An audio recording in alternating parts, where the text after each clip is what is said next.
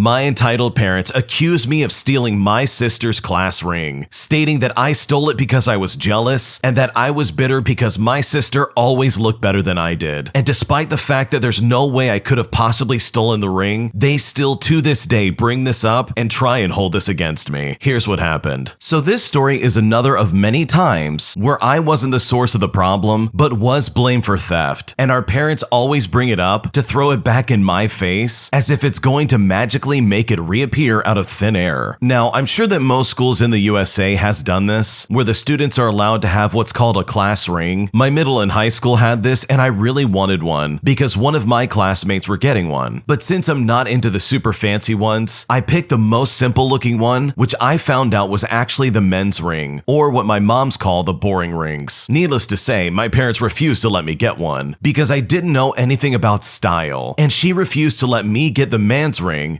despite it being fairly cheap. But when my younger sister Molly asked for one, they said to her, "Okay, which one would you like, sweetie?" Molly then proceeded to pick out the most expensive one, and her parents were okay with it, filled out the order form, and handed her the check, and she was so happy about it. But I was upset, and I called out our parents about letting Molly get a ring but not me. And this was during a time where I wasn't working yet, so I couldn't pay for my own things. My parents just claimed that I'm jealous about how Molly has more fashionable of a touch than me and knows how to pick out good rings. So that's when I reminded them that they told me to pick something cheap because they couldn't afford something very expensive. So I did just that, and I picked out something cheap, only for them to tell me no, it's too manly and boring. They claim they never said that, and again, claimed that I was jealous of Molly. Well, weeks went by, and the day when the rings arrived, everyone who placed an order was called to go pick up their rings. Molly was happily waving her ring around and basically mocking me about it with a smug look on her face. Fast forward, and literally the next day, the ring disappeared, and Molly frantically searched for it. Before telling our parents that her ring disappeared, they immediately came up to me and actually demanded that I hand back the ring over to Molly. Confused, I tell her I had no clue where Molly's class ring was and that I didn't touch it, but my parents simply did not believe me, as they went to such extreme lengths to basically interrogate me and blame me for stealing a ring that was my sister's, that it honestly absolutely blew my mind. So like I said, they didn't believe me, and they literally spent hours interrogating me to get me to break and hand over the ring, while I kept telling them that I hadn't taken the ring. I mean, I didn't even see it from when Molly got her ring up until she lost it. Molly wasn't even home yet and was off doing something who knows where, and I was home the entire time, focusing my complete attention on homework and studying for school. And yet here is our parents chewing me out simply because Molly claimed that I most likely had stolen it from her, despite us being in two different locations. It was due to this reason that I gave up on wanting pretty much anything, and whenever I had field trips, I'd either pay as much as I could out of pocket, or my grandma would secretly help me out instead, because my parents couldn't care less about my feelings, and only allowed their angel to have fun instead. Just a while ago, after Molly moved out, our parents brought up the class ring subject again, and rudely said, "Well, if you had just handed over the ring instead of hiding it, it wouldn't have been such a big deal." And at this point, I got incredibly mad, so much so that I practically started shouting. I said, "I have never touched her ring. You seriously need to use your brain. She wasn't even home and her ring was on her the entire time. How could I have stolen it if she had it the entire time? Wake up." They then told me to watch my tone because I'm making up excuses to hide where I put her ring. And the worst part about it is that even to the current day, they still blame me for something that I never did and are constantly bringing it up just to complain to me about it. As a result, I'm definitely going to go no contact with them, but I seriously doubt they'll care about losing a daughter. Instead, they will probably be more worried about who they'll turn to when they realize they can't leech off of me anymore. How obnoxious. Those parents are absolutely out of line. The fact that they would seriously blame their daughter for stealing a ring that they physically could not have stolen and still refusing to listen to any kind of reasoning behind that is obnoxious and shows their favoritism. And that's not fair for this daughter in the slightest. So I really don't blame them for going no contact with these people because they're obviously very toxic. And it also doesn't make any sense. She really did pick out a ring that was a lot cheaper and it was something that she liked. Who cares if it was a guy ring? Like, that doesn't matter in my opinion. The original poster goes on to say that unfortunately they still live with them at the moment, but they're working on getting things sorted out so they can move out and get away from them. And that's honestly really good news to hear. I think this user is going to be a lot happier away from these people because they've proven that they seriously don't care about them, and they only see them as a paycheck as well as a punching bag when they get bored. I mean, they bring this up all the time just to try and shove it in your face. And that's not fair because you did not steal her stupid ring. Because if anything, your sister probably just lost it, and she's too much of an idiot to try and admit it. So hopefully one day you're able to get away from your toxic parents, because they sound like absolutely miserable people to live with, and I can only imagine how frustrating that living environment must truly be. If you like Am I the Jerk, you're probably going to love Am I the Genius. Check it out, link down below in the description. An entitled wedding party absolutely ruins my night, as they spend 7 hours getting absolutely trashed and treating the place like a playground. And in the end, they still didn't even tip me or any other server, and I'm absolutely blown away. Here's what happened. So this took place a few years ago. I was working as the banquet captain at a fine dining restaurant that also does events in Orange County. The event was a large wedding. From the very beginning of the event, there were problems. One of the first people to arrive was the DJ. He seemed nice enough, and he told me he was the cousin of the bride, and he was doing the gig as a favor. Now, that wasn't really the problem. The real problem started when another guy showed up with his equipment and thought he was going to be the DJ. When I saw him roll in with all of his stuff, I immediately started asking him what he was doing, because I remembered him from other events. It turns out the bride had already booked him months in advance, and he had signed a contract for the gig. As I recall, he was due to be paid $500, not including the deposit. So before the event even started, the bride got into a screaming match with the DJ because she forgot that she booked him. It finally ended with this guy screaming that he has a contract and that he is going to sue this lady. Anyways, the event itself was booked for about 100 people, so we had 2 bartenders and 5 servers. That may seem like a weird number for a party that big, but all the booze was cash and carry, meaning that guests would have to pay it for themselves. The guests arrived and everything was cruising along fine, all the way up until after the ceremony was over, and it was time to feed the guests who were absolutely acting like animals. As soon as everyone sits down, the whole place starts reeking of the herb, if you know what I mean. Now, this was before it was legal in California. We can get shut down if the health inspector drops in, and this place smells like Burning Man. The manager had to tell the bride and the groom that we will stop the event if they don't stop with all of this herb. Meanwhile, the wedding party is wrecked. They got to drink as much as they want, so shots of Fireball and Hennessy. The food for the party is 3 courses. Everyone, of course, gets the house salad, which is a basic mixed greens with a vinaigrette. It took almost half an hour to get the salads out because so many people had to have ranch instead. When it finally came time for the dinner to be rolled out, it took even longer. So many people had moved, we couldn't figure out where the food was supposed to go. Also, tons of meatheads completely changed their minds when they saw that there was prime rib available. Oh, can I order that instead? Or they would say something like, that's not what I ordered. It was an absolute garbage show. We ended up with dozens of extra entrees that we ended up just throwing in the trash. Also, almost every single prime rib came back because it wasn't well done enough. When it came time for dessert, they had an ice cream based item that had to be in the fridge right up until we served it. Well, the fridge broke and all of their ice cream was basically soup. It was also a hot summer that year, so the broken fridge wasn't on them, but it really did add to the misery of the whole event. Now, after all the drama, I'm ready to just get my auto gratuity and just get out of there. When I gave the couple the bill, they immediately wanted to speak to a manager. They had him remove the auto gratuity because they said they were paying in cash and wanted to leave the tip in cash as well. I know, that makes no sense. It turns out that they didn't leave any tip at all. 7 servers and bartenders worked 7 hours for these people, and they stiffed us on a $6,000 check. We did, however, make $43 each from the cash and carry tips. That night, I went home and I Googled the names of the bride and groom, and lo and behold, the first thing that comes back are a couple of mugshots. What an absolute nightmare. Imagine waiting on these people for 7 hours, and they spend thousands of dollars on the food and the event for their stupid wedding, and they not only come in there basically pre-gaming for this event, but also out of their mind under the influence the entire time, which is not fair for anybody involved, especially the servers. And to top it all off, they didn't even get tipped for the event. I mean, how vile of a human being do you have to be to act like that at such a big event? I mean, you should know better than acting that way. And you know what? In my opinion, the manager is also at fault here. There's no way I would have taken off that auto gratuity because those servers deserved every single tip, and they deserved every penny after dealing with this level of a dumpster fire that is this wedding. Because putting up with that for 7 hours is hard enough, but to also walk away without any kind of tip to show for for it must be absolutely insulting. My parents treat me like absolute garbage all the time, and after a lifetime of dealing with all of their terrible treatment, as well as their absolute neglect, I have finally put my foot down and decided to cut them out of my life. Here's what happened. So I want to say first, I had a difficult childhood, but not because of them. I was a happy kid who had friends and was kind of adjusted, but we were poor, jumped across the US about twice, and my siblings and father were all disabled in different ways. But when things really started to change was when I was in high school around my junior year of school. I met a guy who became my best friend, and then eventually we dated. Now, newsflash, he was a terrible person. The relationship ended in me and my sister getting a restraining order against him, as well as both of my siblings seeing and hearing things about me they should never have been exposed to. I eventually graduated high school, even though with my grades I probably shouldn't have. Looking back, I'm pretty sure my teachers just pitied me. And then after like a month, I got diagnosed with ADHD, as well as anxiety and depression. Go figure, but I mean, who could have guessed? I get on Adderall and it all works great for maybe about one day. Then it fell apart into me having all-day panic attacks, vivid and extreme hallucinations, massive problems with an eating disorder, and an inability to control any emotion. It led to serious altercations with my youngest sibling over a dispute involving the dishwasher that I still to this day would do anything to reverse if I could. I don't remember that 3-month period, and I've honestly blocked out most of the memories because they were so mentally and emotionally taxing that just thinking about them makes me depressed. But at the same time, I really thought my parents were doing everything they could to help me through that time. They could have done more, but I reasoned that they were working and didn't have all the time in the world to baby me, so I should just handle this myself. Eventually, all by myself, I decided to go cold turkey and went through withdrawals that were an absolute nightmare, and they were worse than the actual medication themselves. Looking back now, I realized that the only way my parents could have been more hands-off were if they had packed their bags and moved out. They didn't talk to me about anything. They didn't help me keep track of symptoms, and when I had altercations with my siblings, they didn't even try to protect them from me or me from myself. Now, as a 22-year-old on medication, my doctor just within the last month looked at my old records and was appalled because they started me as an 18-year-old who was very new to medications and very sensitive to them, especially when it was the dose that a grown adult will usually get for Adderall. So they did not advocate for me at all during this mentally troubling time. Immediately after being so hurt for almost a year, they took me to a therapist who noticed I was writing a story with an obvious self-insert and very influenced storylines from my day-to-day life. I remember when she asked to see my drawings, my mother actually pulled me from therapy. She said, "I didn't send you here just so she could ask you about your stories. I sent you here so you can talk about how your ex messed you up. She's not doing this fast enough." Well, come to the end of the summer, and even though I was still struggling with leaving the house just for a Walmart trip, they sent me to school for college across the state and basically wiped their hands clean of me completely. It was then that I went into survival mode, and I believe my parents were right and that I needed this. So I did my best to fake it until I made it. I shouldn't have been there, but in the long run, it was what saved me. My friends I met there are some of the people who I've chosen as family, and I met my current fiance while there through my friends. Funnily enough, I wasn't allowed off campus, even though my parents lived about 2.5 hours away and wouldn't have known otherwise. It took convincing from one of my friends to go about 2 hours in another direction, and it's where I met my fiance. My parents really did not like Connor, but they did like the free labor he did for them and how mature he was to keep me in line for them. Now they could pawn off all the driving around and all the emotional support for me over onto him, because they never bothered to teach me how to drive or to get a job or even how to regulate my emotions. But Connor could do all of that quite well, so they let him teach me instead. But whenever the idea of him got brought up as my boyfriend, they would clam up. They didn't want me to date anyone, not after my ex. I thought it was them just worrying about me after such a horrible period in my life, and for the most part, at the time, I was grateful for it. Connor helped us move like 5 times. He did free things for my parents all the time, and he was nothing but respectful the entire time he's known them. But eventually, they moved to the same city I was going to college in, and I was going through a rough patch again. COVID had hit at the end of my freshman year, and now they were living here in my college town, and I started half online school for my sophomore year. Living with my parents again was an absolute nightmare. I was used to, at this point, of living in my own dorm, and I wanted to come and go as I pleased. My friends got me rides, and I fought incredibly hard to get a job until one day I applied anyways and started working at a McDonald's. I was doing terribly in school, and I didn't want to be in it anymore. Distance learning was difficult for me, and they weren't doing anything to help me. My mental state was slowly becoming worse, and I wanted nothing more than to find my own place. During this time, my dad was constantly working overtime, and one day when I was probably at my lowest, he made a joke that he was picking up all the overtime just to get away from me, and I still remember this clear as day. I was mentally declining and becoming more and more erratic as time passes because I was spiraling again, and they just sat by and watched it happen while continuously judging me and making backhanded comments as I did. All the way up to this point, I was known for fashion or hygiene. I was constantly self-conscious, and I didn't have control over my ADHD, so I was never one to doll myself up. But me and Connor were going to go on a date, so I grabbed my prettiest dress, I put on some tights and my favorite flats, and I did my hair all nice and even tried some makeup. I felt so pretty, and Connor was showing me his love by sending me text messages that were filled with compliments, and he was doing this while he was on his way to pick me up. My mom and siblings got there first, and my mom took one look at me and told me to go change. She even busted out laughing and was hysterical over my outfit. She couldn't calm down, and the reason she was laughing was because I'm a big-chested girl, and I had recently gained some weight because of a recent eating disorder that I was struggling with. So as a result, none of my clothes fit me. I was in tears and just put on my normal jeans and hoodie in almost 80-degree weather and ran to Connor's car in tears. They kept trying to call me back into the house, but I just told them to drive off without speaking to them. I didn't stay the night at their house for almost 2 days. My mom spent that first night texting me saying that I was overreacting and that none of my clothes fit me, and that yes, she should have been nicer to me, but honestly, I need to be more realistic about my fashion if I'm even going to attempt it in the first place. So if you could tell at this point, my mom had picked out almost every piece of clothing I owned, and because I wasn't super skinny anymore, she was very upset whenever I showed any skin. Day-to-day life was getting worse by the day, but eventually I opened up artistic commissions. I posted it on Facebook for family, and no one replied but my estranged grandmother on my mother's side, asking for an insanely difficult piece to draw. I draw mostly pretty women in specific poses with pens or pencils, and that's basically it, especially then. She asked for a landscape drawing of her childhood home in a realistic watercolor drawing that she didn't have a reference of and hadn't seen since she was a kid. It was easily worth close to $150, maybe more because I'm terrible with commission prices, but she offered me $60, and my mother asked if I was serious. I told her that for one, I disliked this woman to the point of purposefully not contacting her for almost a decade at that point, and for two, this was so far out of my comfort zone that I would have to learn new skills just to make it, and it's more than half off of what I should be getting paid. My dad then texted me asking me if I was serious. It de-evolved into an absolute contest of who can be colder and how fast I could move out. It wasn't pleasant, and I will be the first to admit that. I was mentally unstable and I was lashing out at everyone, but I was also still a child who was still recovering from the toll of the medications that I was prescribed, as well as their emotional indifference throughout most of my life, especially during the pandemic. So I moved in with my fiance, who was my then boyfriend, and this was the beginning of their pattern that they would pull literally to this day regardless of the situation. They finally texted me back after about a week or a week and a half and acted as if nothing had happened. They didn't specifically kick me out, and I hadn't fought with them for days at that point, but instead of discussing what was going on, they wanted to discuss the football game and trivial things in their lives, not the way they've been treating me or all the emotional turmoil I've been dealing with. Now, there are plenty more examples of how my parents have mistreated me and treated me like a child and completely neglected me emotionally and physically. But to fast forward to modern day, I'm going to be getting married to my fiance and they won't be there. I won't let them. And if I have a child, they simply won't see them. And I don't care if they cry or make me feel like I did something wrong, because you know what? I'm not a bad person for being messed up. And the things that they constantly try to hold over me are just things that I did as a child that they should have protected and should have protected my siblings from. And all their attempts over the years of trying to communicate with me were honestly all facades just trying to drag me back into their lives. So as a result, as of today, I have deleted all of their numbers and I've basically blocked them on everything, as Connor and I can finally stand on our own 2 feet. I learned to drive on my own, I learned to pay bills on my own, I learned to budget and spend, and how to exist all from my fiance. I had to forcibly teach myself how to manage my own mental health with the help of my fiance and my friends, because they are awful people, and I refuse to let them try and ruin my life any longer. There is a lot to unpack here. I do want to say that there were a lot of examples that the original poster provided that basically highlighted why their parents were absolutely awful. Stuff involving holidays as well as their parents' treatment towards Connor. It seriously was just super inappropriate, and it was something that would honestly prove to anybody that their parents are super toxic. Like, there's no excuse for the way they acted. But I think the original poster has it right. They've dealt with so much, they've had so many terrible things happen to them throughout their life, and I think they owe it to themselves to get up and to move on with their lives and try and move past these terrible people who pretended to be her parent the entire time. I mean, they neglected her when she was a child, they stopped her from going to therapy and seeking any kind of help, all under the assumption that the therapist was not involved in a proper way, when in reality the therapist was probably showing some kind of attention that the parents obviously never showed this kid growing up. And how awful is it that they just shipped him off to college and said, okay, have fun. Like, talk about a serious gamble of their finances. But it honestly does look like the original poster was able to figure things out, and that is literally no thanks to their parents. Their parents sound awful, and the way they treated them is absolutely unacceptable. So hopefully, for the sake of the original poster, their life is so much happier moving forward, because they deserve it, especially considering all the garbage they had to put up with. Thanks for watching. When you subscribe, make sure to hit the bell to turn on notifications so you never miss a video. To finish listening to all the stories, use the playlist at the top of the description. And if you like Am I the Jerk, you're probably going to love Am I the Genius. Check it out in the description below and subscribe.